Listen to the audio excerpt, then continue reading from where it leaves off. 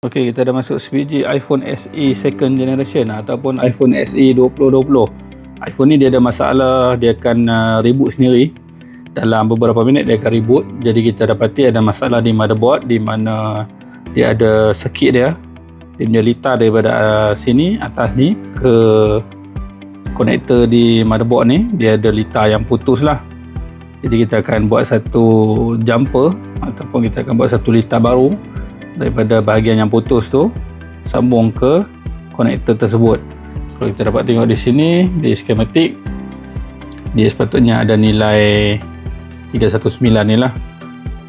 Threshold voltage dia patutnya nilai dia 319, tapi kita dapati nilai dia kosong, OL. OL bermaksud litar tu putus.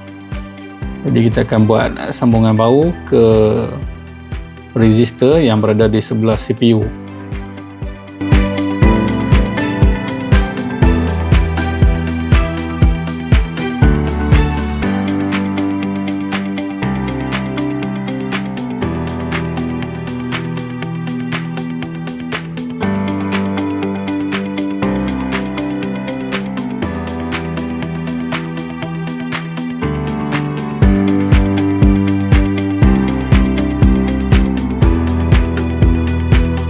Okay, jadi kita dah pun siap baiki iPhone SE 2020 ni, dan selepas kita dah siap baiki motherboard, kita boleh tengok di sini dah lebih dari 5 minit phone dah tak reboot, bermakna masalah di motherboard tu dah pun selesai.